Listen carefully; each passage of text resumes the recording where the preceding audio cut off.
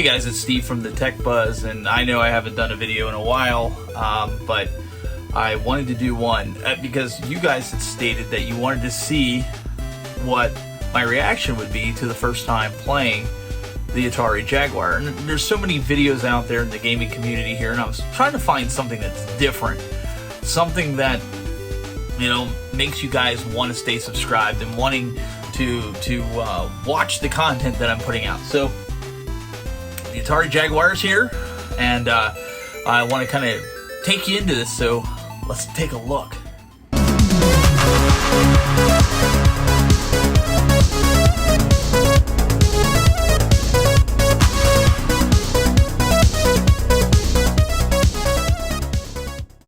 Alright, before we get into some gameplay, now I have to let you know I have it hooked up via RF, which means I can't capture the video. So, one of the things that I'm going to have to do is just kind of point the camera at the screen, but there's so many videos out there. I'm still in the process of looking for the HDMI converter that will allow me to go off the back chipset that's in the back to go HDMI, which is fine. It's minor. So let's talk about the controller first and foremost, right? The controller here is, you know, people have given it, you know, a comparison to a calculator, right? A giant calculator. But I honestly have to say it feels really good in my hand. I was a little bit nervous about that because I didn't think it was going to feel that good. One thing I will say, the D-pad seems a little stiff, and looking at it, it doesn't seem to be as deep as, like, say, an NES controller or even an Xbox. The Xbox kind of has a concave to it. This is just flat, straight across. I mean, it might have a tiny little concave, but it just feels like you're pressing on the actual plastic. That's one of the things I didn't really care about. Now, the A, B, and C buttons, despite them going backwards, where it goes C, B, A, is minor. I think that the buttons feel good. I like the way that they have the concave in them. They're kind of square. They feel natural. I do find myself, because I'm so used to modern games, hitting the triggers, but there is no triggers. So instead, there's some buttons on the front here, and there's different keypad strips that you can put on top. For certain games, they do different things. Now, for most part, you're not even going to use any of that stuff. So I did have one game that I tried out. It's called Cybermorph, and this one unfortunately doesn't work. I did order some cleaner, and I have some other cleaners, but it doesn't seem to work. It just goes to a red Jaguar screen. So if anybody's watching this video and you know how to fix this, that would be great. But I've tried cleaning it, knowing all the regiments that I've used for other games. It doesn't clean it, and I've used this. I think it's called First Aid 123. John Riggs recommends it.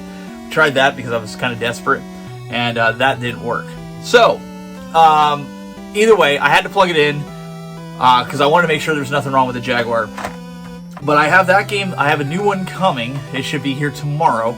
But I bought another game. I bought Azul 2, which is the one that I've been playing right now, and that's the one we're gonna take a look at. Complete in box. I've been trying to get these complete in box with this as well. So, another one is Trevor McFur. That one here, that's a pretty interesting game. I thought it was a little bit of fun. I haven't played it a lot, but it is something that I thought was pretty good. So it's a pretty good game. So one of the other ones, Dino Dudes. Like I said, I've played these in ROMs. I haven't played them on the physical Atari Jaguar, and these came with it. You know. These two came with it along with Cybermorph, so I was like, okay, that's pretty cool. So I wanted to give it a shot and see what they were like, and so I started playing them as a ROM. And so let's see if this system is all that it's cracked up to be. Oh, and on a side note, that game Cybermorph, it was broken, and I had told the seller that it was broken. He gave me $35 back so I could go buy a new one, which I already told you will be here tomorrow. So that was really cool. So ultimately I paid roughly $470 for this. And I also got a secondary controller, which I didn't show you, but you did see the box. and that was all included. So I think I got a pretty good deal. So let's take a look at the gameplay and let's get into this. What do you think? Alright, so let's try it here and let's see how the gameplay is on this. So I'm going to hit options to get going with it. And again, I apologize that I don't have the capture card, but you know, you guys at least get the idea here. I'm in the configuration menu. I'm just going to go into start by hitting A. So A seems to double as the start button. Here you can choose your character. I'm going to choose this guy here. And so we're going to kind of get into stage 1 here and see what's going on here.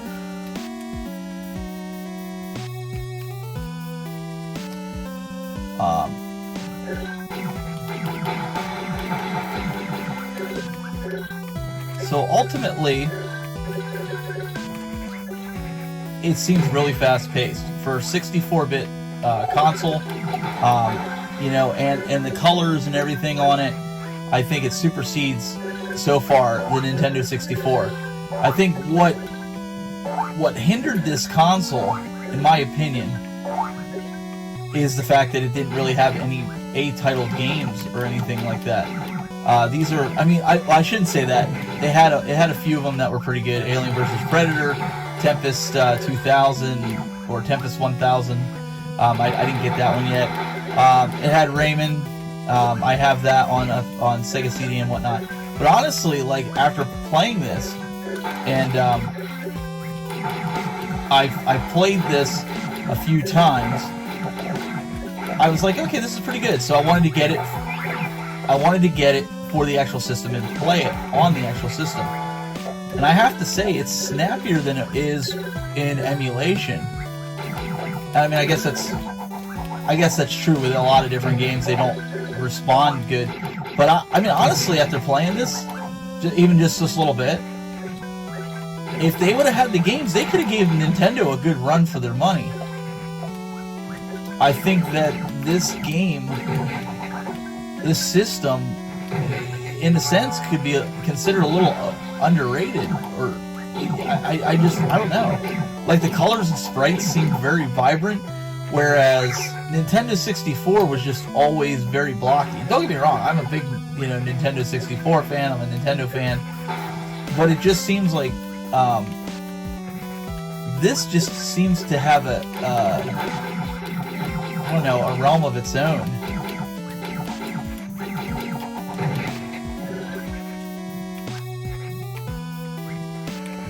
So ultimately, let's see here. Oh, there's a secret passageway here.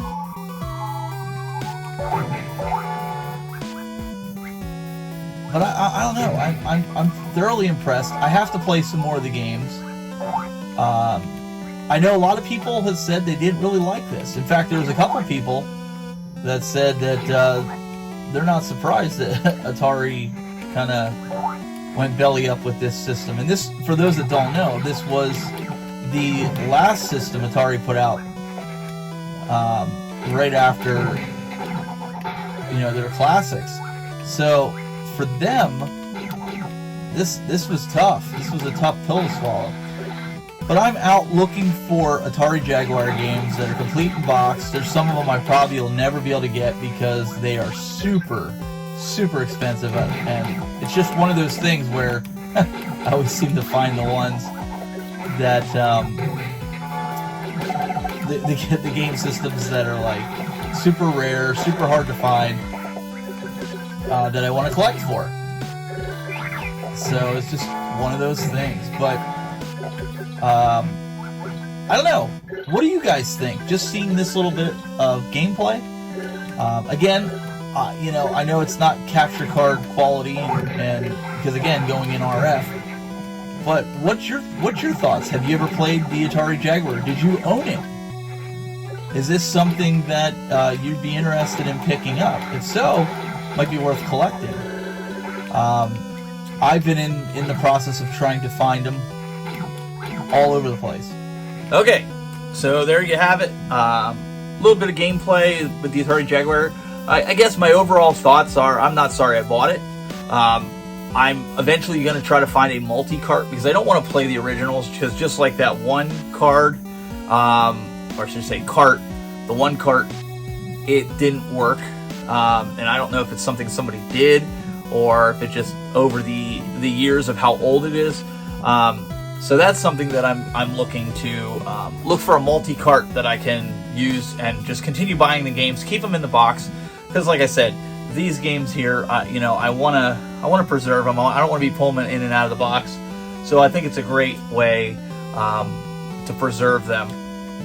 And so, is this the type of video you want to see? Do you want me to go back through time? I mean, here it is, 2021, headed on the cusp of 2022, and we're just playing the Atari Jaguar for the first time.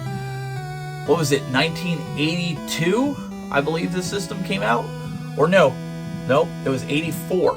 84 the system came out, somewhere in between there. So you're talking about, you know, almost 30 years old. So it's pretty awesome to revisit some of these systems. Is this the type of content you like?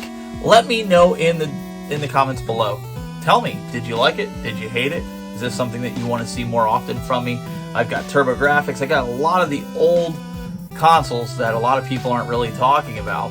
And Sega CD, 32X, we could go into some deep dives with those. Those I can capture with a capture card. But this was just kind of like my first reaction, because this is a system I never had as a kid. And this is a system that I always wanted to have, just because it was different. And that's how it was with the TurboGrafx. So TurboGrafx is still my favorite. Maybe I need to get some more games for the Jaguar to find out, but really appreciate it, guys. Really helps me out if you can hit that like button, hit the subscribe button, and you know, help me out.